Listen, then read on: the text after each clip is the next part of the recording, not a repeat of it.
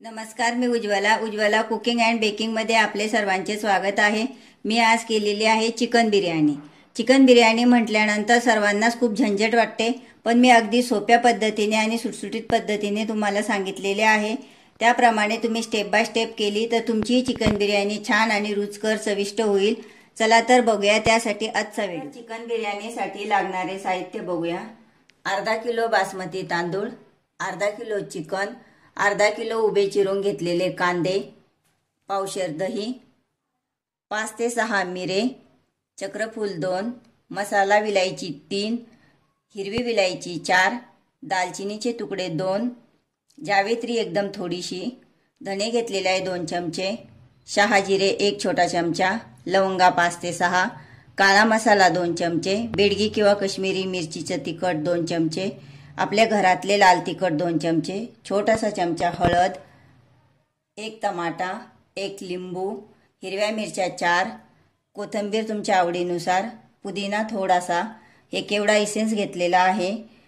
गरम दुधामध्ये मी केसरच्या काड्या टाकून घेतलेल्या आहे। चवीनुसार मीठ, अद्रक आणि लसूणची पेस्ट घेतलेली आहे 2 चमचे, तेजपान घेतलेले आहे 3 ते 4, तूप घेतलेले आहे अर्धी वाटी आणि तेल घेतलेलं आहे 1 मोठी वाटी। अर्धा किलो चिकनसाठी मी अर्धा किलो बासमती तांदूळ घेतलेला आहे, म्हणजेच मी दोन्ही सम प्रमाणात घेतलेले आहे।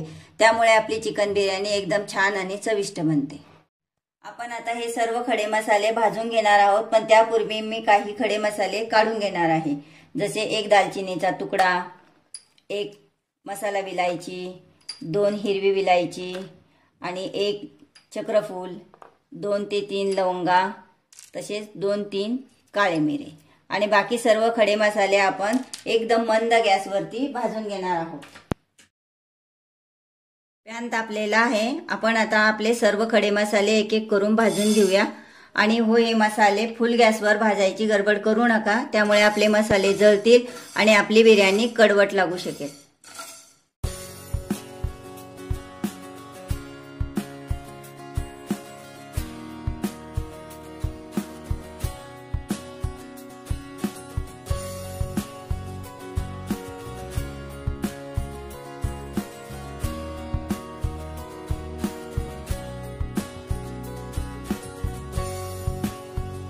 मी हे सर्व मसाले भाजून घेतलेले आहे। आता मिक्सर मधून त्याची बारीक पूड तयार करून घेते।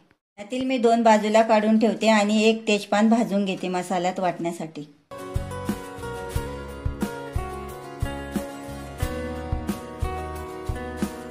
मी सर्व खडा मसाला बारीक करून घेतला। आता मी चिकन मॅरिनेट करताना यातील अर्धाच वापरणार आहे आणि अर्धा थोडा बाजूला काढून ठेवणार आहे। आपण आता हे चिकन मॅरिनेट करून घेऊया। त्यासाठी त्यात सर्वात पहिले सर्व दही टाकून घेऊ।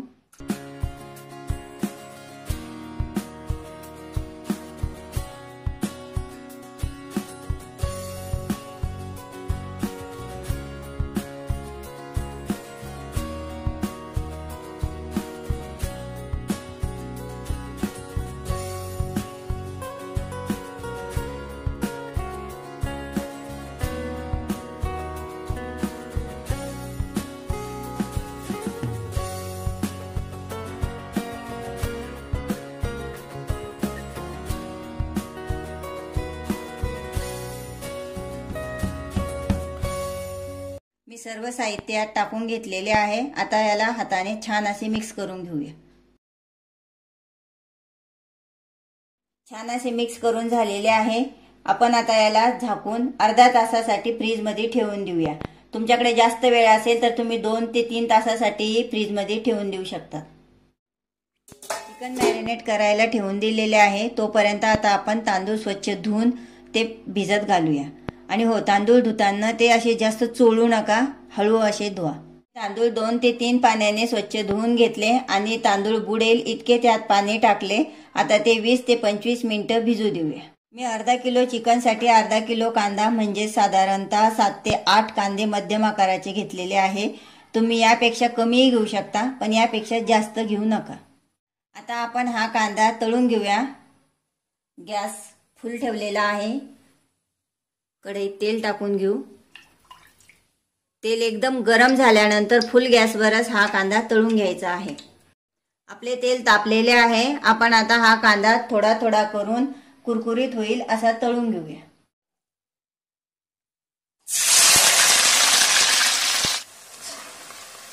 आता आपण हा कांदा काढून घेऊया। याला जास्त काळं करू नका, कारण आपला कांदा काळा झाला तर तो कडवट लागेल। आपल्याला याला पुन्हा तळायचे आहे।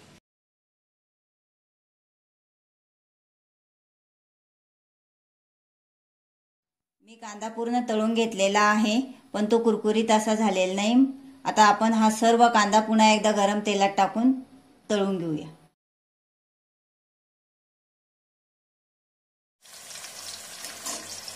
आता आपण हा कांदा काढून घेऊया। तो थंड झाल्यानंतर कुरकुरीत होतो। 20 ते 25 मिनिटं आपले तांदूळ छान असे भिजलेले आहे। आपण ते आता पाणी उकळत ठेवलेले आहे त्यात टाकून घेऊया। पाण्याला उकळ आलेली आहे, त्यात आपण आता हे मीठ टाकून घेऊया। मीठ भरपूर टाका, कारण आपल्याला पाणी काढून टाकायचं आहे शिजलेल्या तांदूळातून। त्यात आता हे सर्व खडे मसाले टाकून देऊया। एक लिंबूही पिळून घेऊया।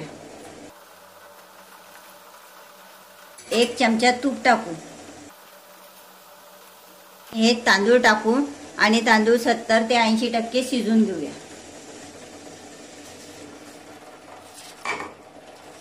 या उकळलेल्या पाण्यामध्ये आपण सर्व मसाले, मीठ, तूप आणि तांदूळ टाकलेले आहे आणि हे उकळत असताना किंवा तांदूळ शिजत असताना गॅस फुलवरतीच ठेवा। आपला तांदूळ शिजलेला आहे, हे बघू शकता। आता तो 70 ते 80% शिजलेला आहे। आपल्याला तो तसाच पाहिजे। आता त्यातील पाणी काढून तांदूळ बाजूला करून घेऊया।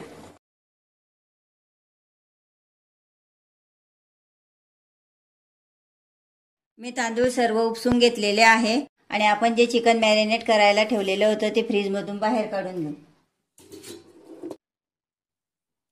छान असे चिकन मॅरिनेट झालेले आहे। आपण त्यात आता तळून घेतलेला थोडासा कांदा टाकून घेऊया। आपण त्यात 1 चमचा केवडा इसेन्स टाकून घेऊया। आता कांदा आणि इसेन्स छान मिक्स केलेले आहे। आपण ज्या कढईमध्ये कांदा तळून घेतला होता त्यात आता जे उरलेले तेल होते तेही गरम झालेलं आहे। त्यात आपण हे चिकन टाकून एकदम कमी गॅसवरती शिजून घेऊया। आता हे 2 ते 3 मिनिटं सतत हलवत राहा, कारण त्यात आपण जे दही टाकलेलं आहे ते फाटू नये म्हणून। आपण याला 2 ते 3 मिनिटं छान असं मिक्स करून घेतलं। दही गरम झालेलं आहे। आता शिजण्याची प्रोसेसही चालू झालेली आहे। आपण आता यावर झाकण ठेवून देऊ आणि 15 ते 20 मिनिटांनंतर झाकण काढून बघू। आणि हो, मध्ये 5-5 मिनिटांनंतर हलवत राहू याला, कारण ते आपलं चिकन खाली लागू नये म्हणून।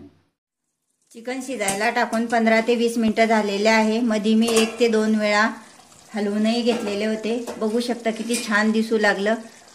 आता आपण गॅस बंद करून घेऊया आणि कुकर घेऊन कुकरमध्ये 1 थर चिकनचा आणि 1 थर भाताचा देऊन घेऊया। कुकरच्या बुडाशी मी 2 ते 3 चमचे तूप टाकून घेणार आहे,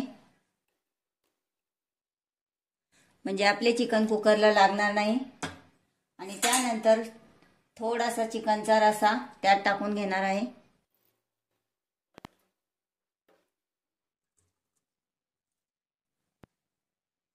मी भाताचा थर देऊन घेतलेला आहे। त्यावर मी आता हे केसरचे दूध 1 चमचा, त्यानंतर पुदिन्याचे पानं, आपण जो खडा मसाला बारीक केलेला होता त्यातील पूड थोडीशी, 1 चमचा तूप, तळून घेतलेला कांदा थोडासा, असे सर्व टाकल्यानंतर त्यावर आता चिकनचा 1 थर देणार आहोत। आणि चिकनचा थर देत असताना त्यात थोडा थोडा रस पण घ्या। आता त्यावर पुन्हा भाताचा थर देऊ आणि जसे पहिले केले होते तसेच पुन्हा डबल प्रत्येक थराला करून घेऊ। मी कोथिंबीर टाकायची विसरले होते, ती या थराला टाकून घेतलेली आहे।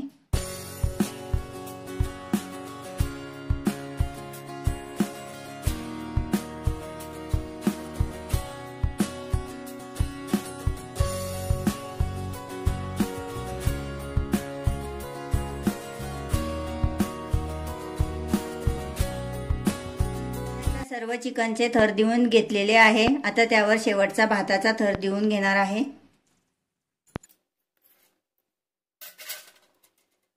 आणि त्यावरती कोथिंबीर, आपले जेवढे केसरचे दूध उरलेले होते ते सर्व टाकून घेणार आहे। तसेच उरलेला सर्व मसालाही टाकून घेणार आहे। तूप, कांदा, पुदिना आणि चिकनचा जो रस्सा उरलेला आहे तो सर्व मी वरून टाकून देणार आहे। तुम्ही बाजूलाही काढून ठेवू शकता खाण्यासाठी थोडासा। आता मी हे सर्व साहित्य यात टाकून घेतलेले आहे। आता याला झाकण लावून 5 ते 10 मिनिटं एकदम कमी गॅसवरती मी कुकरमध्ये शिजून घेणार आहे। सर्व थर देऊन झाल्यानंतर मी झाकण लावून घेतले आणि आता आपण एकदम कमी गॅसवर हा कुकर ठेवून चिकन शिजवून घेऊया। 5 ते 10 मिनिटं झालेले आहे। आपण आता गॅस बंद करून टाकू आणि कुकर थंड होऊ देऊया। कुकर थंड झालेला आहे। आपण आता तो उघडून बघूया।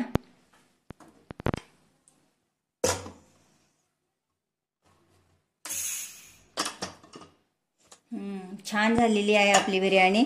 आपण आता प्लेटमध्ये काढून घेऊ। मी बिर्याणी प्लेटमध्ये काढून घेतली आणि अगदी सोप्या पद्धतीने बिर्याणी केलेली आहे। चवीलाही खूप छान झाली आणि दिसायलाही खूप छान दिसू लागली। तुम्ही अगदी सेम ह्या पद्धतीने घरी करून बघा। तुमची ही बिर्याणी खूप छान आणि चविष्ट होईल। माझा व्हिडिओ आवडल्यास लाईक करा, शेअर करा, कॉमेंट करा आणि उज्ज्वला कुकिंग अँड बेकिंग हे चॅनल सबस्क्राईब करायला विसरू नका। आणि हो, बिर्याणीचे अनेक प्रकार मी पुढे दाखवणार आहे, त्यासाठी चॅनल नक्की सबस्क्राईब करा। धन्यवाद।